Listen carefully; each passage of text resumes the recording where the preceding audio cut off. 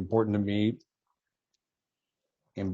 to me, but also important to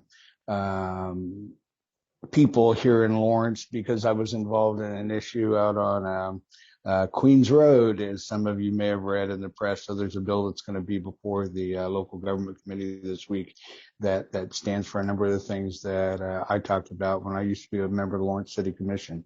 So higher education budget, we start the Board of Regent Schools budgets this week. Look forward to that and hearing from all of the folks there. And then in general government budget, we started budget hearings last week, starting to pass budgets out. We have about 27 of them to do over the next several weeks. So got a lot of numbers to do and making sure that all the priorities are hit. So look forward to questions and thank you again so much for inviting me today. Thank you. Boo, you're next on my little list over here on the other side of the screen. Well, as I said earlier, it's one of my favorite events of the year, so thanks for having us again. I'm starting my 8th year in the legislature representing the 46th district, which is basically Lawrence, east of Iowa Street and south of the Turnpike and north of either 19th or 23rd, depending where you are. It's going to get a lot smaller next year because redistricting. We can talk more about that later. But I serve on the Corrections and Juvenile Justice Committee, where I'm ranking member, Judiciary, Federal and State Affairs, and I'm vice chair of the Rules Committee, which means I get to jump up and decide whether amendments are germane during our floor debates. My goal this year is damage control.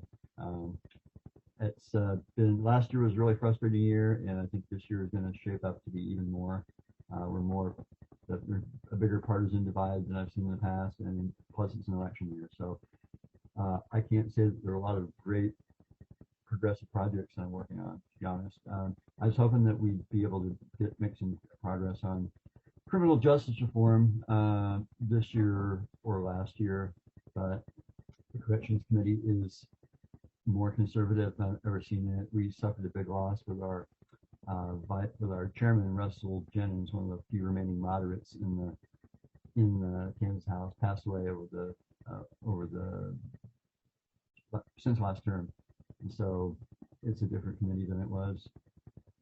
You've all saw the redistricting map that came out. I think that's a good sign of what we could expect this year.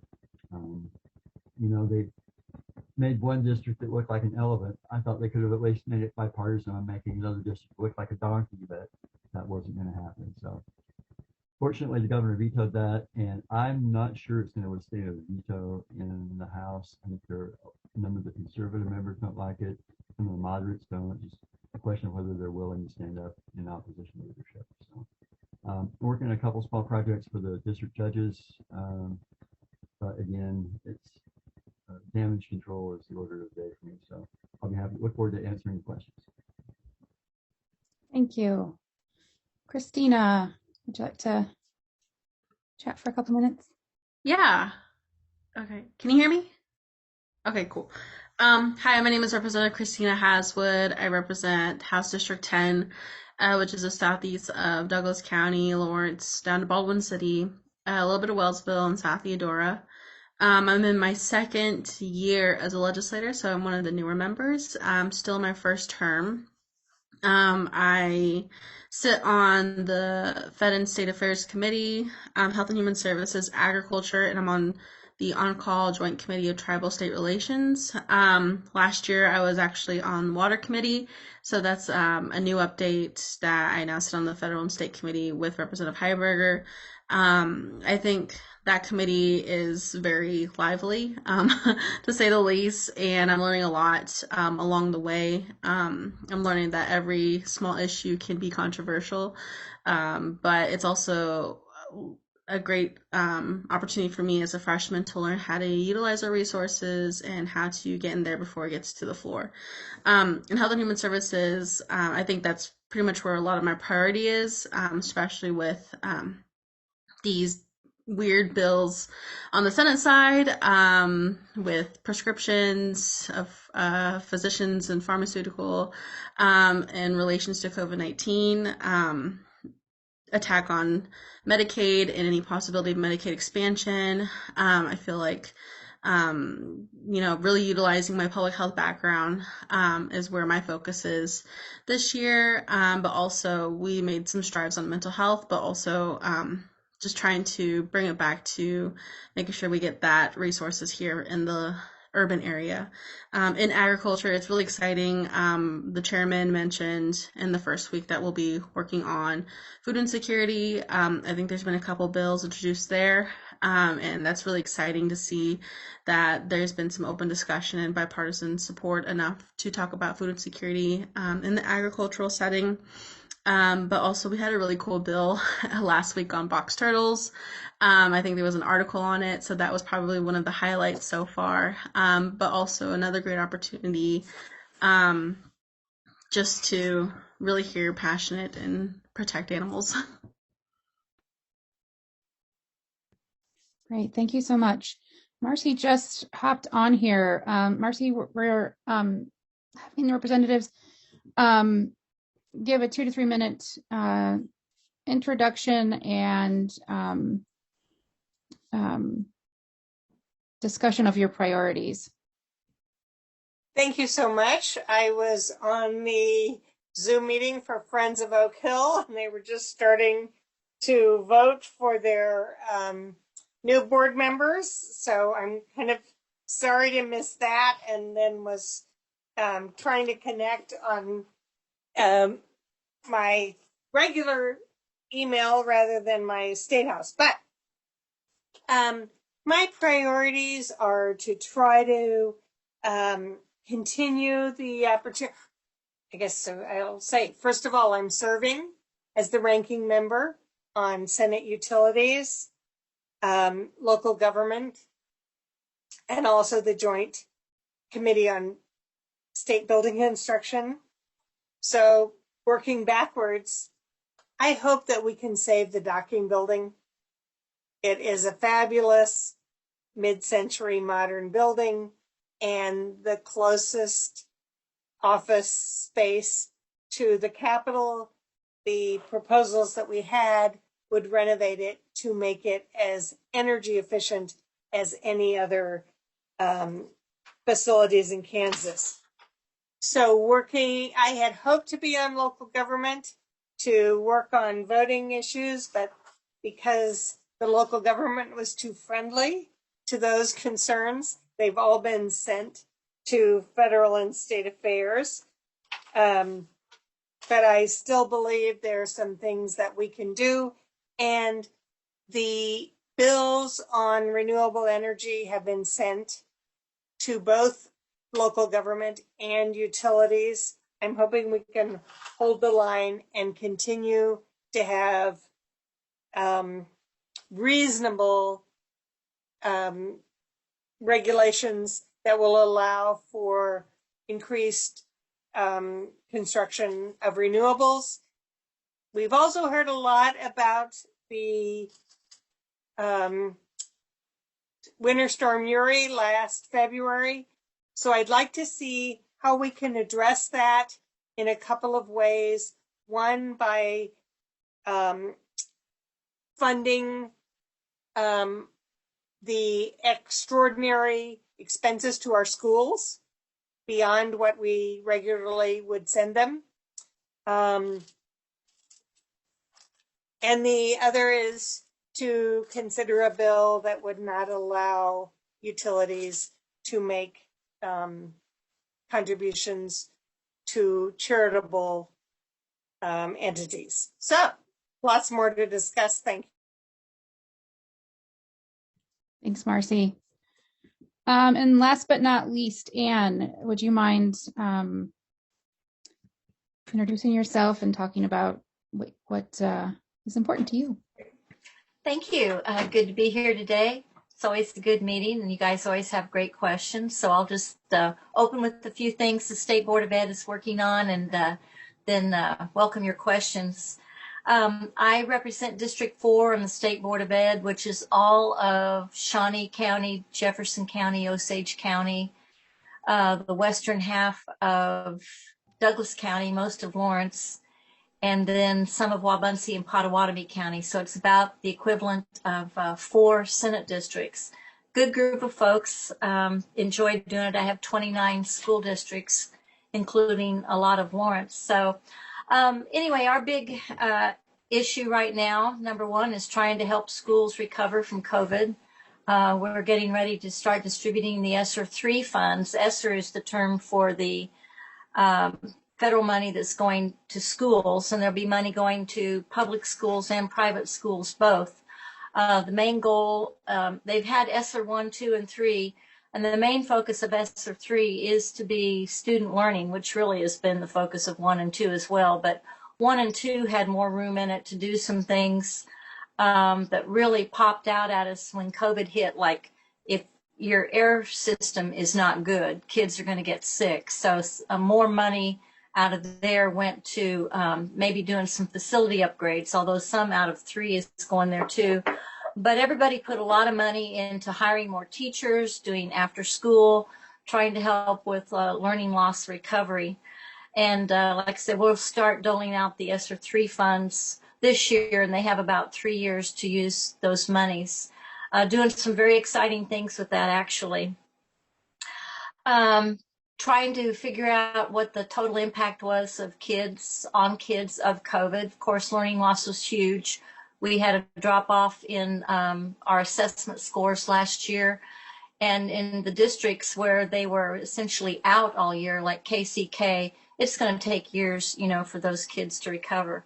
Right now, the big thing on our plates, trying to keep our arms around what's going on at the legislature, and it's getting real crazy over there, mostly in the House more than the Senate. I mean, the bills are really something to behold. The K-12 Budget Committee is really leading the charge on punishing public schools for whatever comes to the chairman's mind. She is a big proponent of more vouchers for private schools, continues to complain that public schools have failed kids and private schools are the answer. That first she started harping on critical race theory in schools, and that evidently didn't sell very well. So now she's harping on what she's changed her tune to critical pedagogy. But basically, she thinks if we just taught more math and science, that kids' mental health issues would go away. We know that's not going to happen. And also, she's trying to find some ways to remove funds from public schools. So I haven't seen a bill on that yet. But, and I know Representative Penn plans to introduce some bills to restrict something. I'm not sure what. They've got to focus on diversity, equity, and inclusion efforts and social emotional learning. And we'll just see when that happens. They had a hearing on a bill last week that would restrict the use of surveys with students to determine their emotional and mental health. Some of you may be familiar with the Communities That Care survey. Counties use that more than anything to try to assess what's going on with kids. It's actually managed by KDADS, if you will. It's one of their surveys.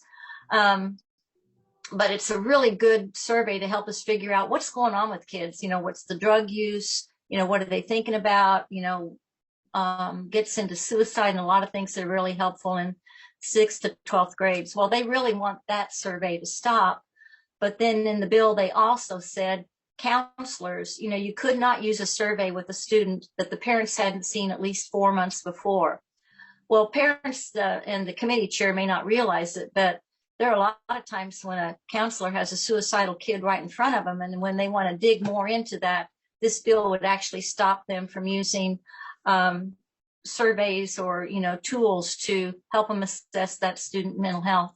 So it's just some crazy stuff going on in K-12 education budget, and we're trying to keep our arms around it, keep it from getting too far away. I think the good news is that some of the craziest stuff last year barely passed, and if it passes again and the governor vetoes it, I think we can sustain that veto. But anyway, that maybe help you think of some things you might want to ask about, and I'd be glad to answer questions at the appropriate time. Oh, and Representative Haswood, they put me on Fed and State the first 4 years I was in the House, and when they let me off of it, I knew there was a God. So there you go. Good luck with that one. That's the crazy committee. Thank you so much. So now let's open it to questions. And does anybody want to get started? Who wants to start? Or I will. Nobody? Well, education is super important to me. I have a history of teaching in higher ed, but also, I have school-age children. And right now in Lawrence, this is a hot button issue, is schools and our school buildings. And so those of you who work on local issues or not, I would be interested on your perspective of what's going on in Lawrence specifically with the Save Our Schools, because I know that they've earmarked several schools for closure or consolidation, which would be, as far as I understand it, a detriment to the children who go to those schools. Does anybody have any thoughts on that? Well, sure, I guess I'll jump in. Thank you. Yeah, communicated both with school board members and with people from Save Our Schools. It's a really tough situation. There's a serious budget shortfall due primarily to a drop in enrollment due to COVID. And so getting more funds, per pupil funds from the state is a real long shot. I think Marcy is looking at the possibility of getting some energy relief money. She can talk more about that. I was looking into the possibility of brought to my attention, there was an inspired statute about enrollment, declining enrollment waiting that expired in 2018. Discussed with school board members. It looks like even if we could, in the remote chance that we could get a hearing on that this year and get it through, it's not going to help the school district budget this year. So I sort of let that drop. Yeah, it's a tough situation, and given how antagonistic the K-12 budget committee is toward higher education, getting additional funding through that source seems likely. I'm hoping that through the SPARK committees, there may be something that the school board could do, but we can talk more about that later. So, other folks.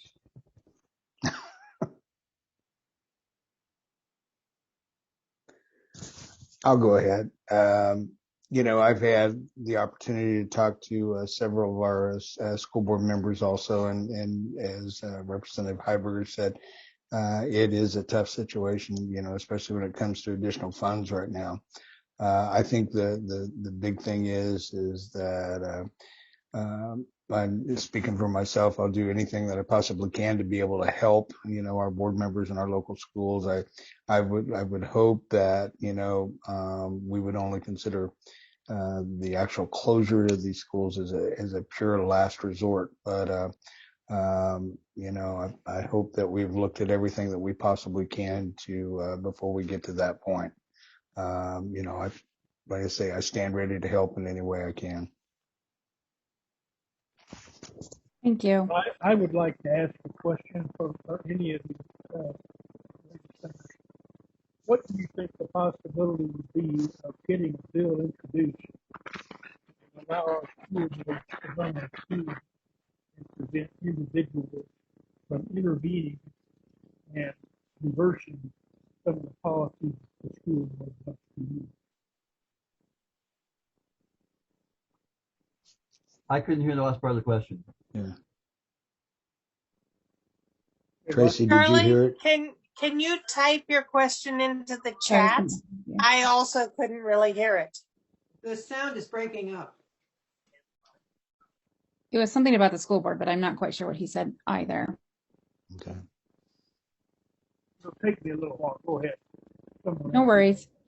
I guess then we does anybody else have any questions that they want answered? Marlene, go ahead.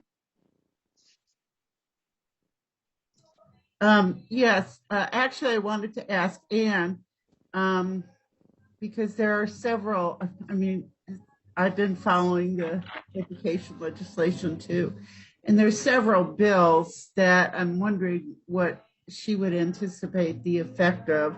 One of it, which is allowing private school students to be able to participate in sports.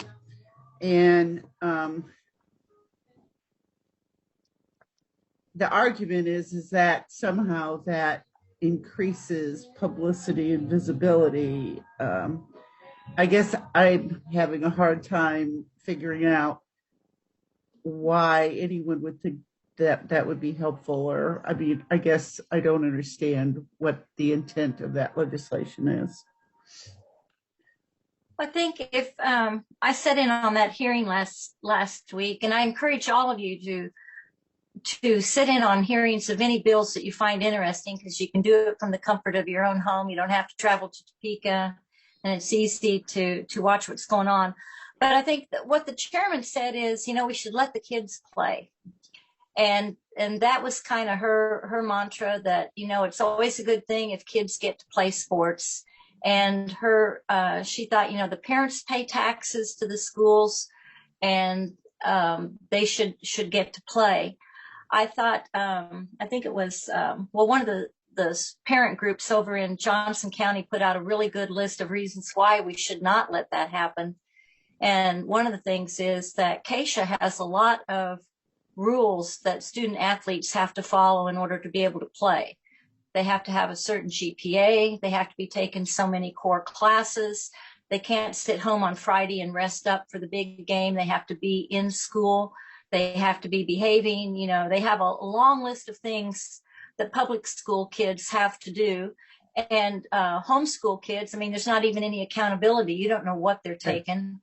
And so I don't know what the impact would be overall. I know there are some states that do it. I just haven't had a chance to study to see what the impact would be.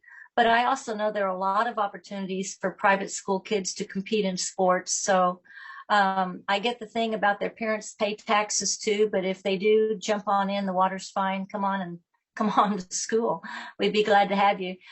You can also imagine, couple that with the bill that allows students to go to any school they want to in the state if there is capacity open in that school. And you can see a huge recruiting tool happening here. And I can imagine, like, for example, a student in Lawrence who's really, really good at ABC sport but can't make the team pops over to some small school where they can be a superstar and knock some other local kid off the team. I'll bet that would go over real well. So anyway, it'll be interesting to see how folks vote on that. The other interesting thing was, I don't think there was a single proponent for it. If I remember right, I don't think there was a single proponent for that bill. It was just something I think the chair wanted. So she has said that, they put that ominous line in the calendar that says, consider bills that have been heard, so she could bring these things up at any time. But I'm not sure there's the appetite for that particular one.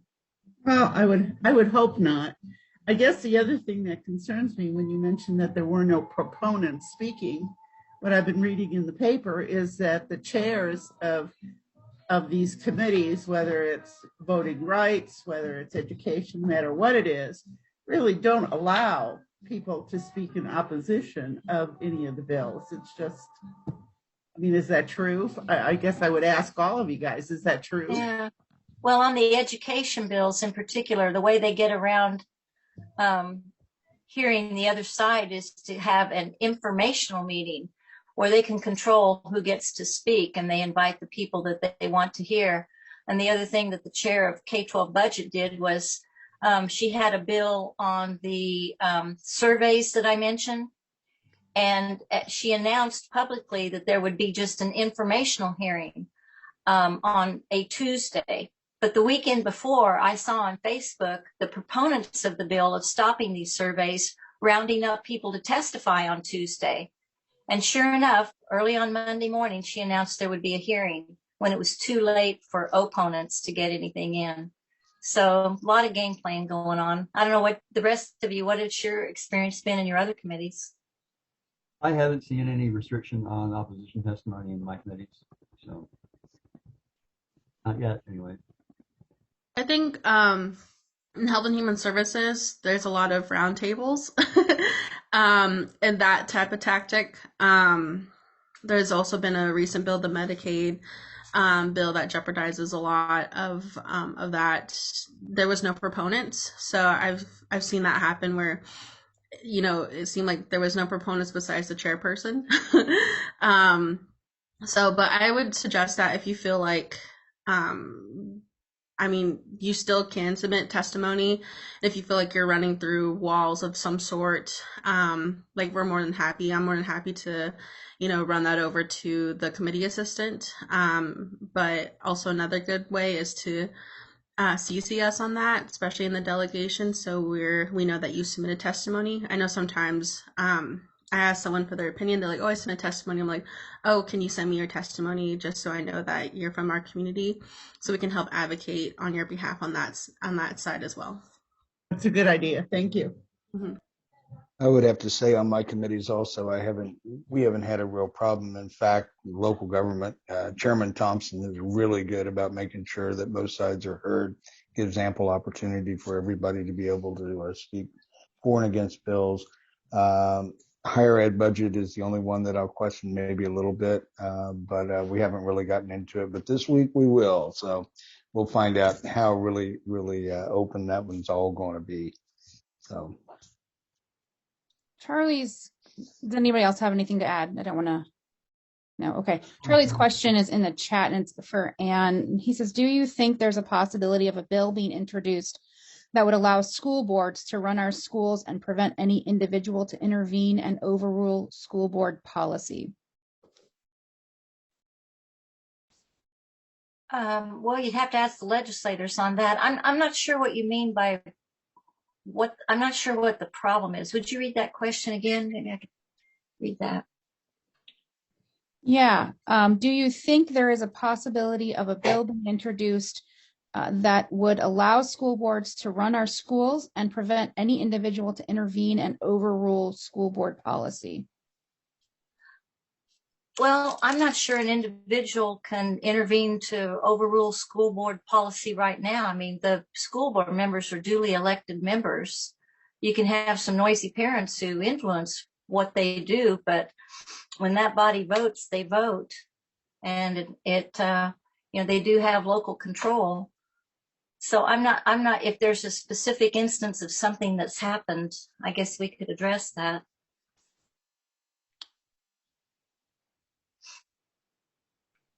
I'm going to pause on that. Senator Holland popped in here. Do you want to go ahead and introduce yourself and talk to us about your legislative priorities? Hey, yeah, good afternoon, State Senator Tom Holland. Sorry, I lost track of time. So I came in early on the deal. So basically, my legislative, I represent, by the way, the Kansas Senate 3rd District, which is basically the southern half of the city of Lawrence. I also represent the communities of Baldwin, Eudora, Northeast Lawrence, right across the river there. And then I have everything in Leavenworth County that is to the west of the cities of Leavenworth and Lansing. I am the ranking minority member on taxation, ranking minority member on commerce, ranking minority member on Joint Committee on Information Technology. Really, my priorities this year are supporting the good tax policies the government's been advocating. First of all, the the food tax, or basically getting rid of the state sales tax on food. I've also been working, also support the governor's position on basically the one-time income tax rebate that you've heard a little bit about. I also have been working for several years, a number of you know about a golden years homestead property tax freeze program for qualifying seniors and disabled veterans. I've actually talked directly with both the tax Senate chair, Chairwoman Tyson, and the House chair, Adam Smith. They both are interested in doing something. It seems like they're doing something on that this year. So we'll see where it goes. But make no mistake, we look at our very healthy ending balances over $2 billion. We need to get some of that back to the people, but we also need to be sure that we're not instituting ongoing tax cuts, because I'm of the firm opinion that that's a one-time, a lot of recognition of monies, and that will not that will go away soon. So that's pretty much it. We're happy to take any questions from the group. Thank you. Audrey, you had a question? Yes, as a matter of fact, I've got a question for Marcy on energy. You know, what hit the news was that there's a bunch of people that are anti-wind, anti-alternative energy. I don't know how strong this is, and I'm a little worried about it because wind energy brings a lot of money into the rural part of Kansas. What's going on? How strong, how serious a threat is this that people are going to vote keep us away from having wind and solar? So I will say we have a chair of the Utilities Committee that is, a meteorologist and does not believe in wind, okay, or renewables. So he is using some of the experience of last February's event, comments from rural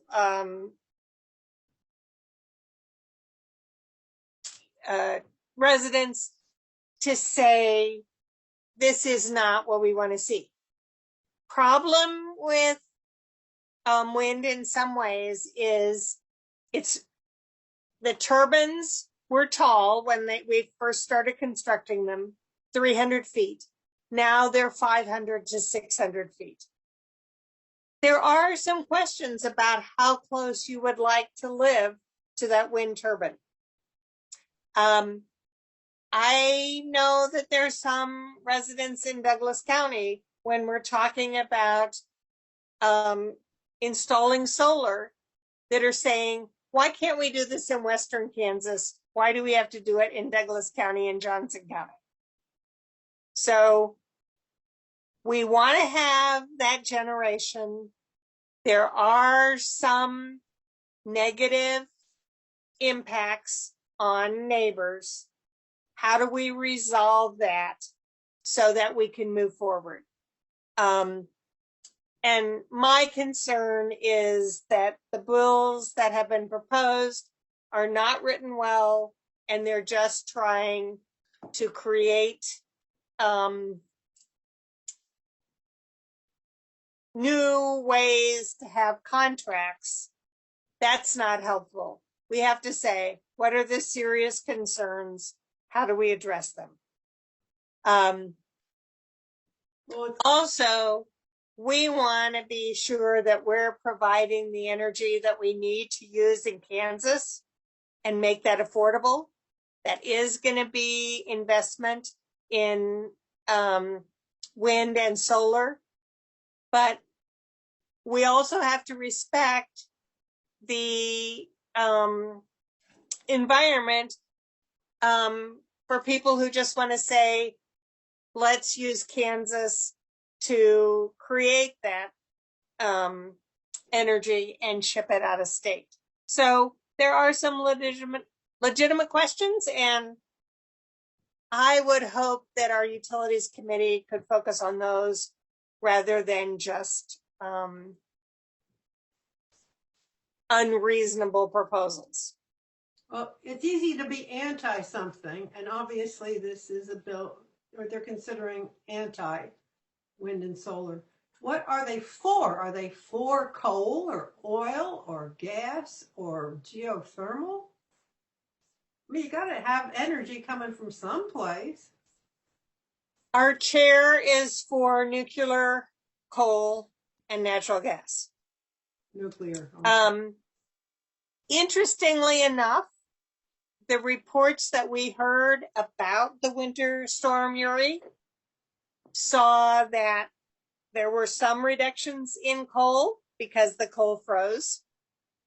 There were some reductions in natural gas because we couldn't deliver enough. And not in Kansas, but in Texas, I believe there were some reductions in nuclear. So we experienced reductions in all kinds of utilities. And so we need to be cognizant of what energy we're using and what's available. Thankfully, Kansas residents really reduced their demand, but particularly businesses reduced their demand when there was that concern. And that's one of the reasons that although we saw some temporary deliveries in natural gas, nothing was shut down and we did not see a blackout. Senator, if I could ask a question, follow-up question on the wind utility. Was there any discussion, or what is the discussion that in regards to land use and zoning as being a local issue when it comes to height and size and proximity of these generators to adjacent properties? So the only bills that we've heard so far have been regarding contracts for requirements to record leases with the Register of Deeds. But I think this coming week we'll see that first bill on setbacks.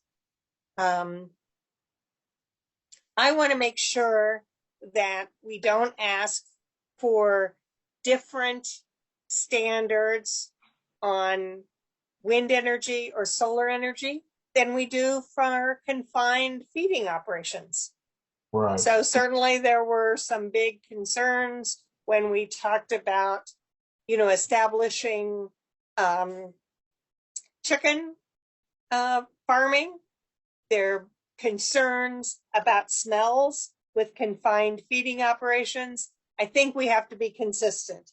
And there's been a lot of pushback to say the setbacks for confined feeding operations are not from your property line, they're from your foundation on your house. So if we want setbacks on wind turbines from property lines, those should also apply to other environmental concerns.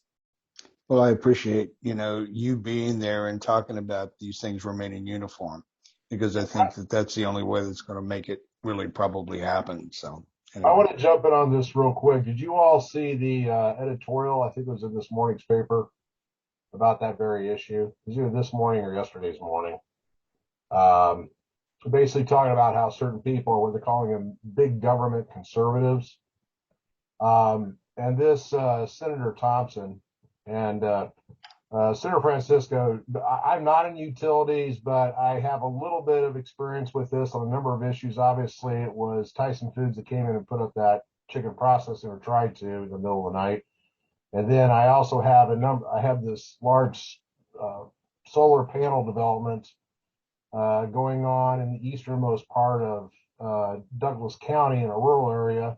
And there's the group doing that is also talking to Western Johnson County farmers as well too. And so Senator Thompson evidently has been charging around talking to these people about the evils of doing this. I just find it really interesting when you look at Senator Thompson. Keep in mind, a lot of, he is funded in essence by Koch Industries and the State Chamber of Commerce. Obviously, they have a very vested interest in fossil fuels and industrial ag. And it's kind of funny, the Senator Thompsons of the world, as Senator Francisco is related to, they're more than happy to, put a super chicken coop right outside your home. But then they will profess, concern over, supposedly cancer-causing wind turbines. I also find it interesting, quite honestly, with Senator Thompson from the perspective of, he is basically like these, to me, they're more really corporate authoritarians. They're basically trashing people's property rights. When you talk to basically the landowners there in Eastern Douglas and Western Johnson County, a lot of them are like, fourth, fifth generation farmers. They have this land, they're not working it.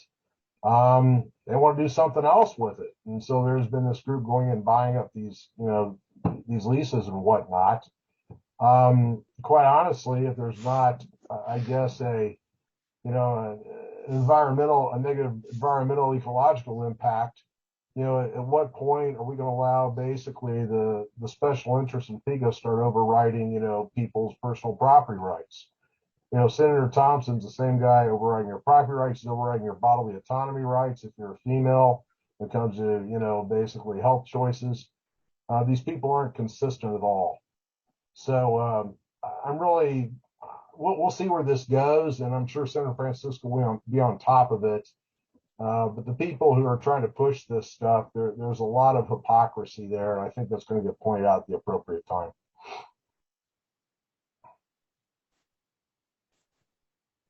Thank you for that. That's actually really interesting. Anybody have another question? Oh, I've got another one, Tracy. Go for it. For anybody, water issues. I noticed in the governor's budget that there's money to fund water. But it seems to me that the problems have been getting people to cooperate and to actually come up with a plan. So is there any legislation or is there any discussion about or efforts to actually implement a water plan sometime soon? So we have a state water plan, and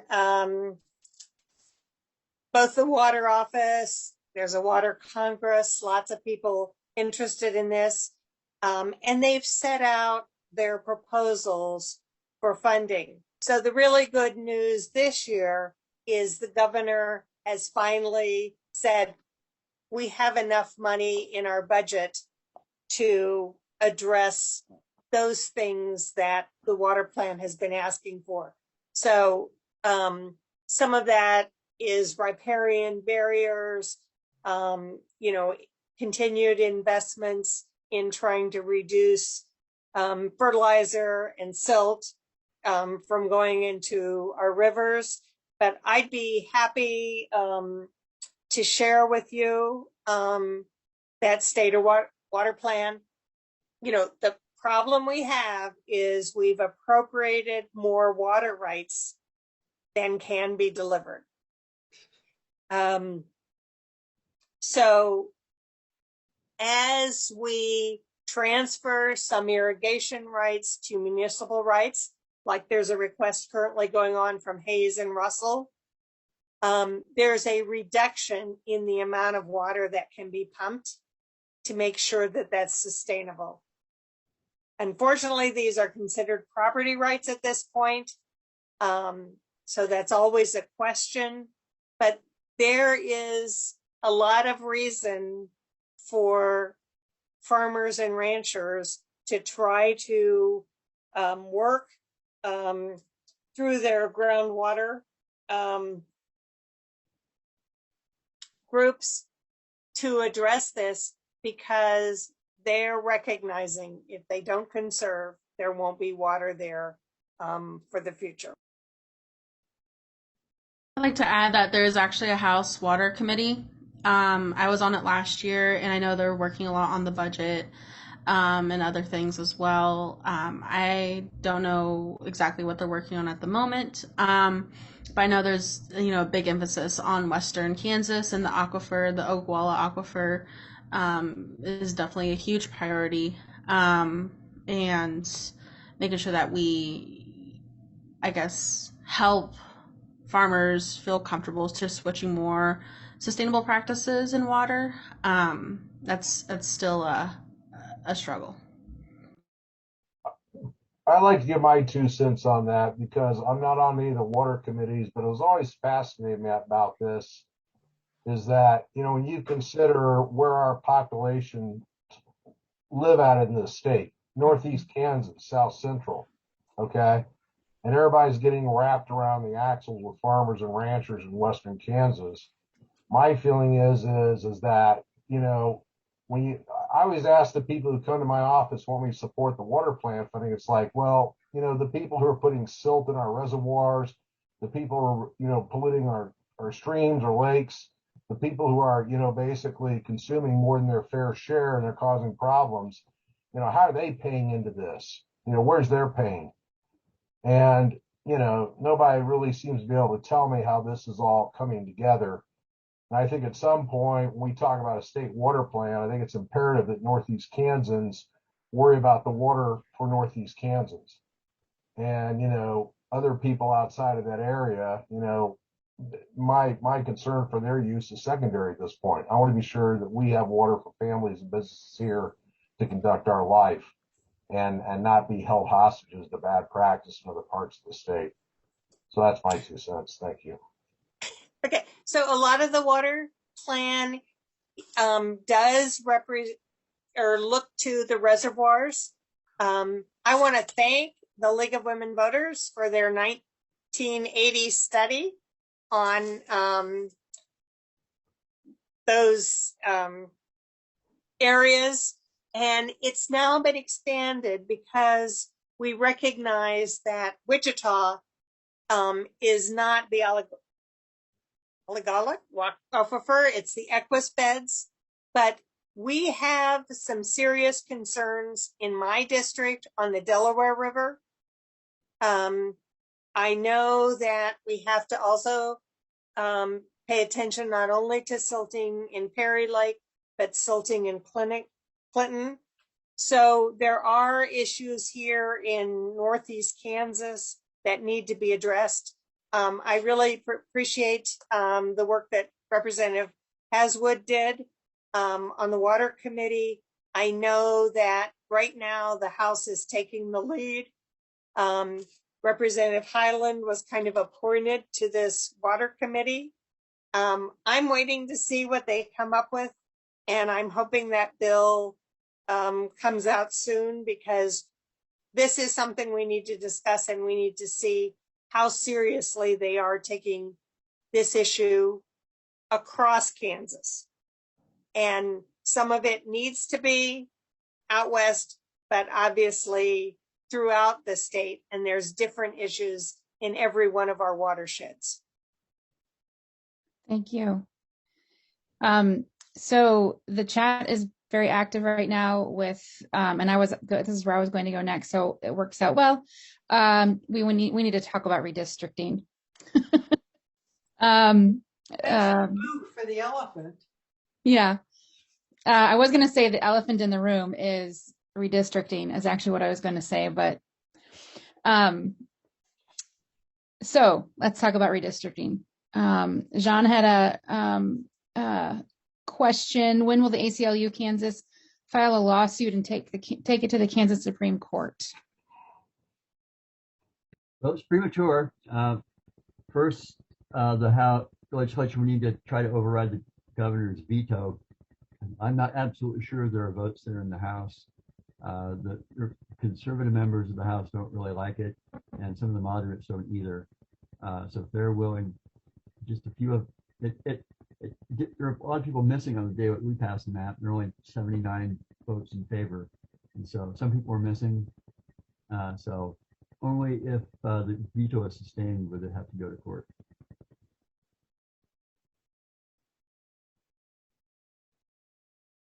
There were some interesting maps offered in the Senate as alternatives. Certainly the one that was from the League of Women Voters from Kansas, but also one from a Republican senator who said, here's my map, we can keep every county whole. So I think if the House can help us, I'm not sure that the Senate can sustain the veto, but if the House can, there are clearly some other alternatives that look very interesting and don't separate communities in the same way. I also think we have to keep saying that our county clerk here in Douglas County asked specifically not to divide precincts if at all possible. So dividing 4 of those, including 2 townships in Kanwaka and Lecompton, was incredibly inappropriate. The staff for the majority leader came to me after our vote in the Senate, and when I had been complaining about those divisions in Douglas County, said, "Oh, now you know that your county clerk can redraw precincts." And I said, "Yes, but I don't think our county clerk can redraw townships." And that kind of stopped the end of the conversation, because I understand there are in this map not only those precincts and townships, but also individual properties. So once again, our county clerk's going to have to get those aerial maps to find out for a particular address, where's the barn and where's the residence. Part of the problem is they're fixated on making the districts exactly equal in population, which is just ridiculous. I mean, they're misreading a a court decision, I think, and I think there's a lot more flexibility than they're actually applying.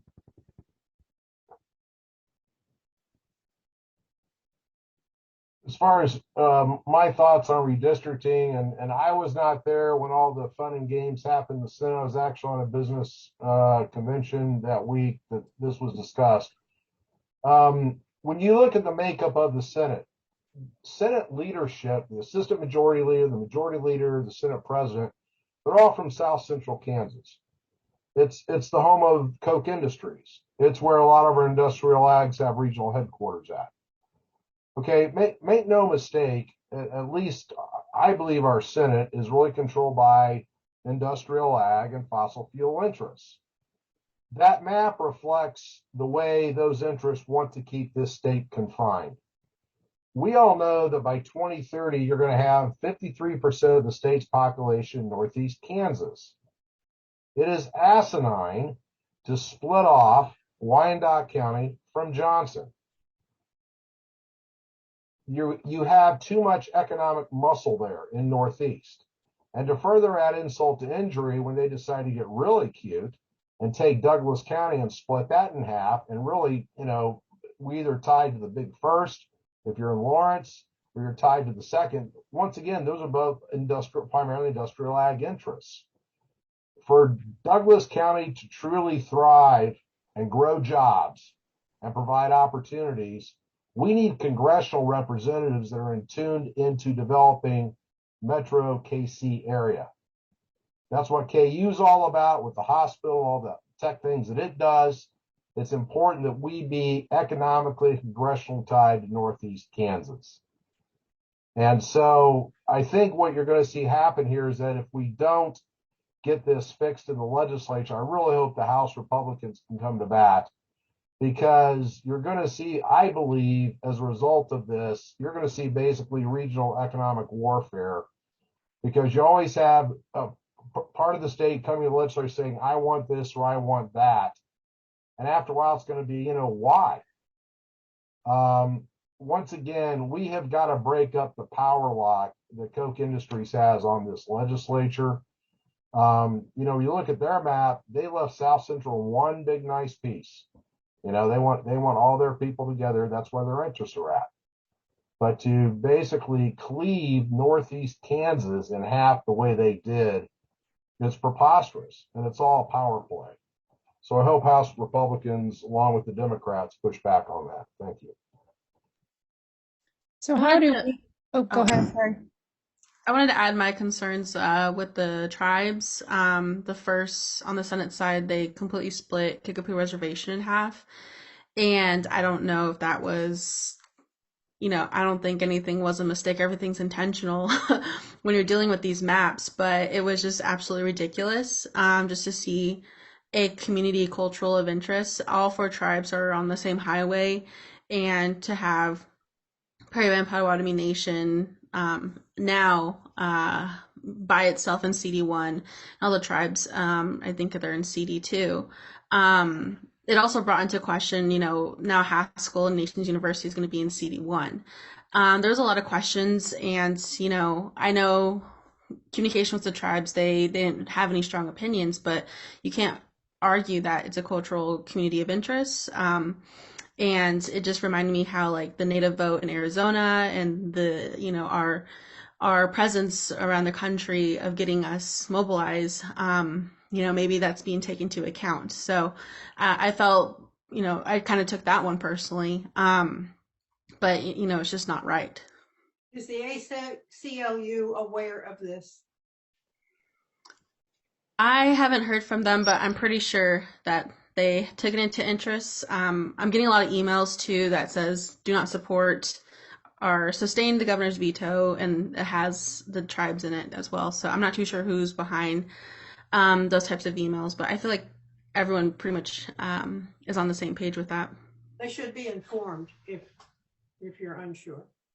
So Okay, some of what happened during the Senate discussion was laying out a case for a court case to making sure that we address those issues. And I was very pleased to address the concerns of having the tribes not just individually in one district, but connected through those districts. So there were people in the gallery taking notes. I think that they understand the seriousness of these concerns. And thank you for that. And I just want to mention when I was on the House floor, and I mentioned that it seemed like every time after I went up, people who proposed our new map was like, and it keeps the tribes together. So it was just kind of like how representation at the end of the day is so important. So I thank everyone for that support on that. I guess I'm also hopeful too, from a national DNC perspective on this, is that you've got Mark Elias, whatever his name is. I mean, he's running around constitutionally challenging these maps. And, obviously there's really a lot of concern about what happens if the U.S. Congress, the House, falls in the hands of the Republicans. And so you think about what they're going to try here, basically to go from basically 3 Republicans and a Democrat, or basically a net of 2 Republicans, going to a gain of additional 2 Republicans. My guess is that nationally, if there are any sort of constitutional issues, I think you'll see an organization like Mr. Elias's jump in, and along with the ACLU, and challenge it if there is a chance of there being constitutional issues. I'll jump in next. I really believe, folks, that the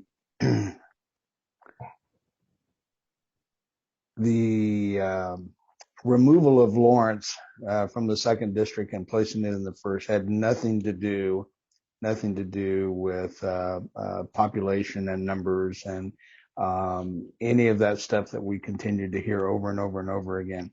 This was a simple way to take Lawrence, Kansas, and place it in the 1st and neutralize our vote. That's all this was about. And if that's constitutional, something's really, really wrong. I hate to bring that up, but I honest to God believe that is just flat wrong. And we need to make sure that we stand up. We make sure that we talk to our colleagues on the Republican side, and we need to spell this out, because it can happen to them. And, they will be the first ones that scream. So we need to make sure that they all understand this piece of work, because that's all this was really about. So as constituents, what can we do from our living rooms or our offices to help? If we are on and as a league as well, of course, but to help get the word out that that's not that these maps are occurring.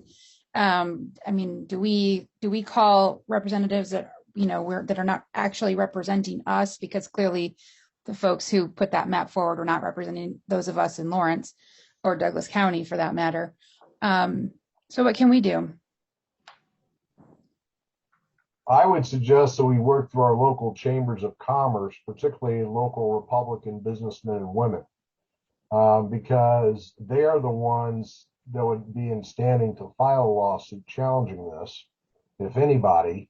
And believe me, they represent the economic stupidity of having Lawrence separate from Northeast Kansas. I mean, they appreciate when you talk to, my guess is, and I'm not going to put it because I haven't talked about this, but you've got, Dave Hill down at Mid-America Bank in Baldwin. He's got operations in Lawrence. He's got in Wellsville. You've got all these area Republican business people. Okay. They have ties to Johnson County. They have ties to Leavenworth, Northeast. All right. They don't want to have a congressional rep that's from the big first. That rep's not going to care about what's going on here. They all know that.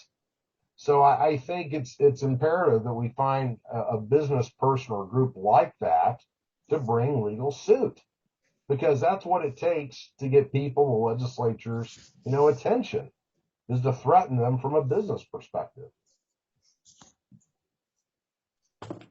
I really appreciated the resident from Russell who wrote a letter to the Kansas City Star saying that he didn't think his senator or his representative should have voted for this map.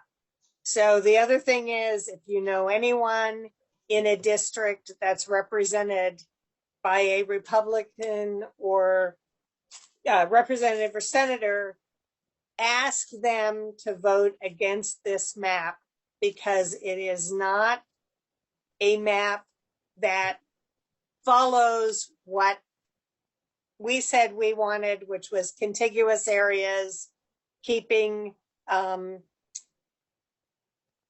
communities of interest together. So they're not going to listen too much to Lawrence. But the other thing that we can say is, hey, you cannot say that the redistricting committee listened to the testimony. If you were there in August and heard our county clerk, Jamie Shue, with particular interests, and then just ignored that with your map. But just keep in mind, there's a reason why they did the congressional map first, is because they're threatening the Republican senators with, this is the map you will support, or we will come after you, and we will basically redistrict you out of your seats. But this goes back to my point of, this will really break down any sort of comedy going forward, because if we are stuck with this map congressionally, what is the impetus for a senator, a Democrat senator from one region, to work with any other senator now? It's just, what's in my interests? That's all this is going to devolve into. And I think when you consider rural Kansas is dying, industrial ag is dying, it doesn't pay to keep the lights on anymore. We have this inexorable movement to Northeast, and that's where the economic power is going to be. And I think it's just going to make for really more gridlock in the Senate. And so I still go back to, if we have Republican businessmen and women in this area to really complain about this, because we need to be part of Northeast Kansas to really have our voice heard. And Tom or Marcy, these are all great ideas, but time is kind of the essence, isn't it? Do you guys have a time when this is going to come back up? Leadership is going to say when they want to schedule another vote. But, the other interesting proposal in those redistricting hearings was to have 10 Senate districts form a congressional district. And so maybe we should say there is reason to turn around this order of things. Now, leadership is not going to go for that, but we should at least have that discussion.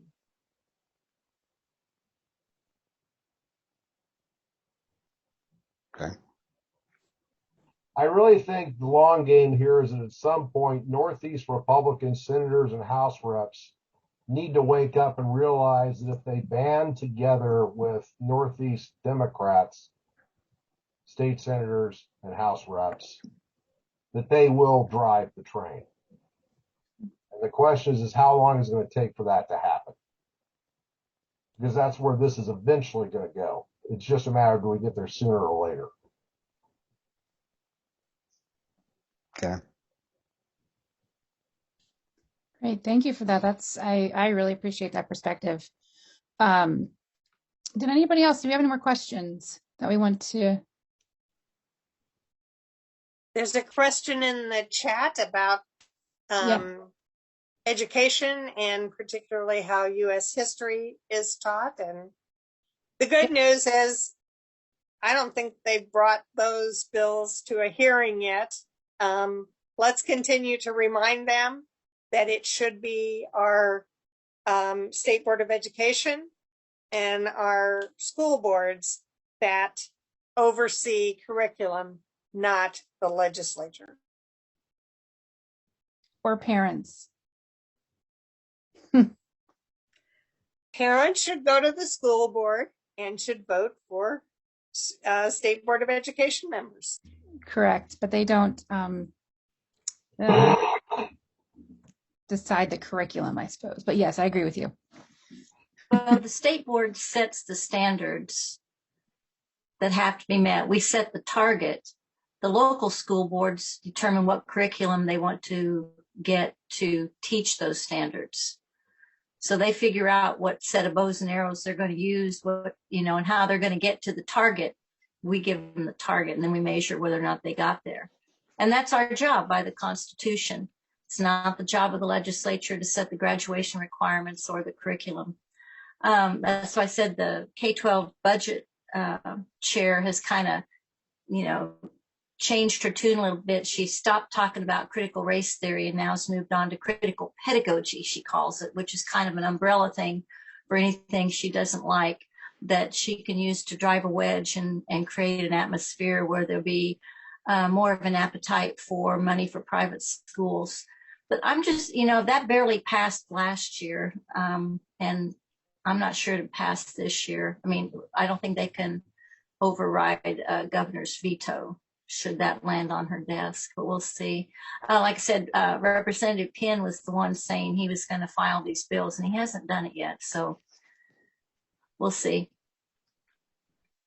He did say he kind of tipped his hand when he was on the Hannity show, talking about what a great job Youngkin did winning in Virginia and driving a wedge between the voters, the parents, and the schools, getting yourself in there like I'm the hero, I'm the one fighting for your kids. And he thought that would be a great way to win in 2022. So that's really what it's all about. Well, tomorrow will be the last day that he can file those, or he can request those bill drafts, so we'll see. Yep, we'll see what he does. Well, he can put it to an exempt committee anytime. So, I mean, it's committee bills, so. Well, House has been pretty restrictive about that. Speakers been pretty consistent on limiting bills to their appropriate committees. So there's another question in the chat. Do you have comments on the coming voter/election bills?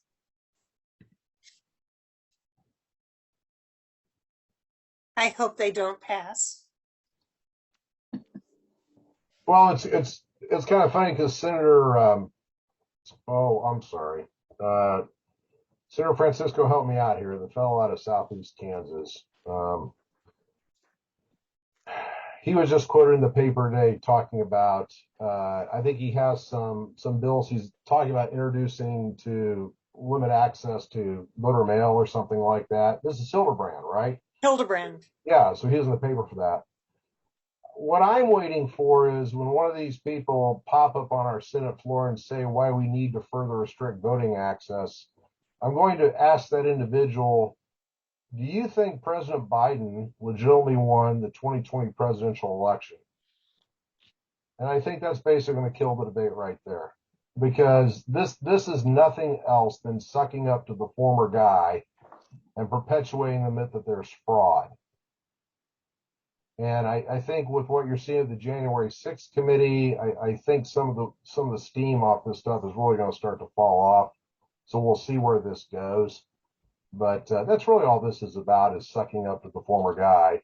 And I think we can start, effectively burying that with some pointed questions on the carrier's bills and his or her thoughts. Well, we didn't stop it last year. Last year, they voted to make all of the candidates a criminal with a felony if you deliver one mail-in ballot for a neighbor to the election office. You can become a felon. And if you deliver more than 10 and you're not a candidate, it's a misdemeanor. And even when the governor vetoed it, all those moderate Republicans who aren't worth a bucket of warm spit voted to, override the veto. And I think they're prepared to do it again. They want to make sure Democrats don't win again in Kansas. And now that bill, that it would, he had one that moves the date when your mail-in ballots have to be in the election office from the Friday after the election to 7 o'clock on Tuesday night. And then another one that says you can't use a drop box. You have to put it in the U.S. mail. So there'll be even more of them arrive late and get thrown out. And I think they're fully ready to pass it like they did last year. I hope I'm wrong. But, I've written to I have 3 moderate Republican legislators here in Shawnee County, and they toe the line. Every one of them voted for that congressional map. Every one of them voted for those bad bills last year and voted to override the governor's veto. I don't see them changing on that. Do you guys? Do you see anything in the moderate Republicans that makes you think they're going to do anything different this year? I don't. think, no. I I was really going to don't. say I don't the either. most interesting individual in the Senate is a conservative Republican, Senator Pyle. And he has actually stood up against certainly the map and some other things. And I hope he can take some of his conservative colleagues along with him.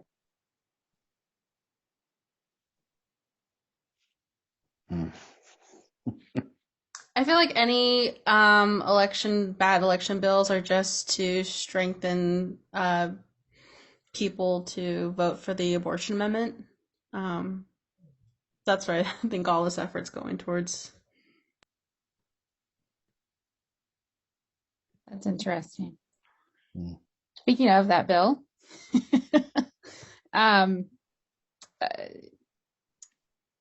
Seal, I'm going to put you on the spot. Do you mind mentioning what the position of the league is, the state league is on the amendment in August? Well, the National League is for reproductive rights. Yeah. And the Kansas League stays there too. We're for reproductive rights. We are opposed to this constitutional amendment, which would remove any and all rights to an abortion in Kansas. So if any of you folks from the legislature want to talk about this coming up, that'd be great too. Well, I think the legislature's dug in. I mean, the legislature, we're done with it. I really think, as far as I think it's time for the league, Planned Parenthood, women who are really concerned about this, anybody who's concerned about losing your reproductive freedoms, your ability to have bodily autonomy. I think it's you to get out there. You need to talk to your fellow Kansans about this, because I think something has gone out recently with the U.S. Supreme Court that is reminding people how perilously close we are to losing Roe. And so I think the timing and the situation's in your favor. It's time to get out there and work with these groups and educate Kansans about really what's at stake here. Because I think you got a chance to beat it. I really do. But you're going to have to get out and work. What do you think is the most effective message for those who might not understand the risk to this amendment? You can't trust your legislative representatives. So this amendment doesn't do away with access to abortion, but it gives the control to the legislature. Right. And the legislature is not always in your court. The Well, it legislature has a lot of other, there are some legislators that would rather be reelected than help women obtain their rights as citizens in Kansas. There are It more does than make clear, though, that there is no right to an abortion, right? I mean, I think that's the message. This amendment, if it passes, means women do have no right to an abortion in Kansas. Right. It removes that from the Constitution. It means the Right. legislature can take it away.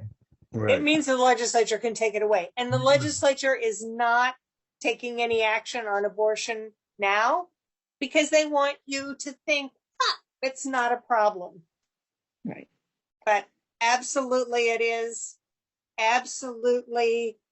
These people who want to get reelected and can't do it on the basis of helping you with your health care or helping you with your taxes, like on food, or helping you with economic development, are going to do it by saying, vote for me because I'll pass yet one more restriction on abortion. Well, and this really shows how extreme, the Republican Party is. I mean, if I don't know of a single pro-choice Republican we have in the legislature anymore. Now, some will act like they're sympathetic, but they vote for this stuff all the time.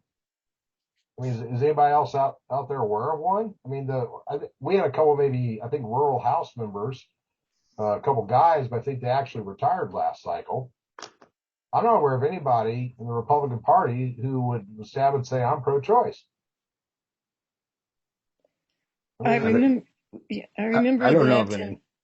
in 2013 under Brownback, a bill was passed and a statute created then that says life begins at conception. And so wouldn't that also give way to banning a lot of contraceptives in Kansas? Oh, this is just the beginning. If they get rid of Roe, what they're going to do is basically get rid of contraceptives. They'll probably, once again, go after homosexuality. I mean, it's Katie bar the door, because this really isn't about, quote unquote, the sanctity of life. This is about the complete destruction of bodily autonomy. That's all this is. If you're an authoritarian, you love this stuff. Just bodily autonomy for women. Yeah, it doesn't. Bodily autonomy for men will remain. Well, autonomy for vaccination. Men may have the say over what a woman can or cannot do with her body. And hi, this is Kay. I'm wondering, I have heard so much over this last year about medical issues associated with needing to have an abortion because of the health and welfare of the woman. And that means women that have had children, women that of all types of situations, that it's a medical issue. In most cases, there are some extenuating circumstances, and it seems like that is never talked about. When you listen to anti-abortion people, they're talking about, well, they can just choose to get rid of, have an abortion, and they use that as birth control. I think there's so many different misperceptions about the health and the welfare of a woman that message doesn't get out. Well, okay, real quick. I'm sorry, I'm going to interject. There's a lot of folks who've had one or two times to speak on this, and I'd like to get one in. So I want to take a little bit of the white centeredness on this topic out of the room, because it is very white centered. And we're not looking at the historical disenfranchisement of reproductive rights on this topic. And by using the word reproductive rights, we keep it white centered. Black and Indigenous and people of color, as well as our LGBTQ community that deals with reproductive justice, we've never been included in the conversation around reproductive rights. And I think that's why there's certain groups that struggle with getting information and mobilizing around the amendment that's on the primary ballot. So you have to look at it in two ways. There's reproductive rights that speaks to one's access to an abortion and the right to an abortion, but you also have to look at the justice piece, which is what Kay spoke to and what Senator Holland spoke to as well, as far as the access to resources. Black and Indigenous women and those who identify as women have never been able to have equitable access to resources around reproductive health care, whether that's an abortion, whether that's contraceptive, whether that's even a clinic. And so that's where the messaging has been so chaotic. And that's why it seems like we're in a little bit of a disarray in our state right now around this, because of the messaging. And there's been a co-opting, which the opposite side has done a wonderful job of that. They've used black and brown bodies to advertise in our own backyard of Douglas County to say, vote yes to value them both, which none of us have ever been valued. Black and brown bodies have never been valued in the conversation around reproductive health care as it relates to rights and justice. So we have to understand that this is not just about the right to an abortion on paper as well as in Constitution, but the justice of what it means to have that right to a form of health care. And once we look at this as less of a co-op advocacy look as well, but more as a collaborative, then we'll be able to talk about it. No one in my community needs to hear that, oh, this is the Constitution says. What I need to go to them and tell them is that there's a bunch of old ass white men, and excuse my language, up in Topeka that want to tell you what you can and cannot do with your body. And if you vote yes, are you registered to vote yes? Have you been disenfranchised to register to vote yes on this? You are giving them that authority. But if I get you registered and I remind you to vote in August, which I know that is an odd time for you to vote because you probably haven't voted during that time, but I need you to vote in August to vote no on this, because I don't want you to feel like somebody that does not have your best interest in mind about your body's access to health care. That's what the messaging has to be around, or at least that's one start of it. But even in us talking about this, we're talking about it in a very white, female-centric way, and we have to get out of that. And Amber, I'm so glad that you brought all of that up because it is a healthcare issue, access certainly. And maybe we need to get you on a podcast and then just circulate that podcast all over the place, because what you just said was wonderful. And, we just need to get that message out as a league. And there are women that are trying to do this work. I know it is you don't see that presence here in Kansas because oftentimes there's been groups who have co-opted. I love Planned Parenthood. I love Rachel Sweet, but they've co-opted that message from Black and brown bodies. So there are organizations in Missouri who are trying to get into Kansas because they see what's going on and they don't want what's happening in Texas to happen here. And they're trying to, inform, because trust me, Black women around healthcare and maternal and child health, we know what's going on. Right. We're creating our own table because, and I'm not saying us here, league, but the leagues and the Planned Parenthoods of the world and the Democratic parties of the world, I'm just going to tap hands here for a little bit, have co-opted the message to make it about rights. And it's about more than rights. It's an injustice in our healthcare. Thanks, Amber. Maybe we could clip out your statement about old ass white guys in Topeka trying to control our bodies and make that into a Facebook post. Amber, if I could share this with you, I think one of the most disgusting statements that was made is that the person, and Senator Francisco can correct me if I'm wrong, I will not name this Republican senator's name, but she was carrying that bill. And when she closed, she made the statement, and Sarah, correct me if I'm wrong, but the statement she made is that abortion is worse than slavery. This is the hyperbolic crap that authoritarians are using. And I got the same damn message from an email from some white attorney out of Olathe imploring me to support that. And he made the same statement. I mean, this is all about pure, raw, bigoted politics, prejudicial politics. The other comment I want to make just real quick is that, somebody talk about a woman needing to get an abortion, for medical reason. And because I have, let's just put it this way. I don't want to talk about their personal histories, but there's young women who have babies, they have miscarriages. They need some of these procedures that have been outlawed. And I think that was one of the reasons as far as why you saw that most recent that court case where the appellate court in Boog, Marks, you'll know the details, but basically they overturned that one abortion law because you had women who were having miscarriages. They needed like the DNC procedures wherever they're being outlawed. And they were, it's like they need that. So I'll just stop with that. But Amber, thank you for sharing that. And please let us know how we can be most effective on getting that message out there to make reproductive justice available for all. I will, very much so. I think one of the things that hurt was when I saw, and this is just me speaking, Amber, to see a press conference called and to have individuals, primarily women, parade Black and brown bodies as their mascot for their agenda. The fact that there was no uproar about that in particular deflated me.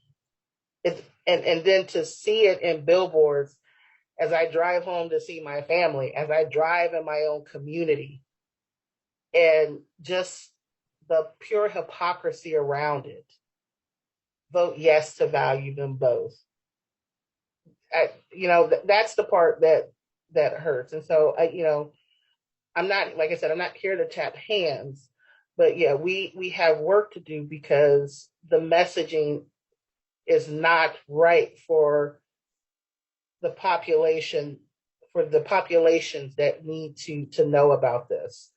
And so it is, we have to start looking to those who are connected to those very groups that we need to turn out in August, because the high level discussion about constitutional rights, I mean, just look what the 13th Amendment does.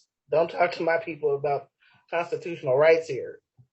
But we need to know, what does this do as it relates to the continuous fight towards equity and justice and access, which is what we need in our state.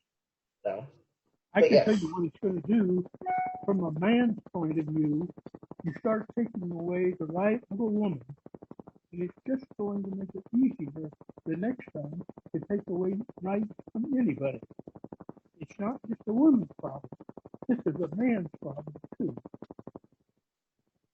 But reproductive justice also does not mean you have the right to an abortion. It should mean you have right to health care. It should mean you have rights to bringing a baby to term. It should mean that we have maternity care that's equal and provide that. So the concern that I have is that the individuals who are proposing to value them both are the individuals who are preventing Medicaid expansion in Kansas. So, I just want to, yeah. Representative Haslett. Yeah, I echo Amber's words. I'm really disappointed in a lot of our organizations that haven't gotten mobilized, haven't gotten messaging.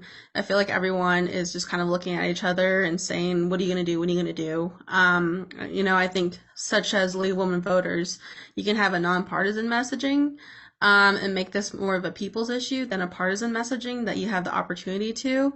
I think it's being one of the few Indigenous folks, I really need help with a lot of this stuff. I get stretched too thin, and I get asked, what are you going to be doing on the reservations? Well, I don't represent the reservations. I am a voice, but, I think I'm pretty disappointed in a lot of these organizations that are supposed to be helping us. I feel like there's not enough messaging. The billboard's already up. The money's already coming in on the other side of the conversation. So I would ask for everyone to step up on that. That's a great point to stop. Everybody needs to step up on this issue. That's perfect. Thank you all for being here. Thank you, Representative Amix. Thank you, Representative Heiberger, Representative Hasswood, Senator Francisco, Senator Holland, and Ann Ma. Thank you guys all for being here and taking this time out of your Sunday and sharing your thoughts with us and having some really great discussion. Have a productive week in the State House, positively productive week in the State House. And, I think the League will continue to look forward to what you are all doing. So thank you very much. Thank you. Everybody have a Thanks, great night. everyone. Have a good evening. Bye-bye. Thank you. Thank you.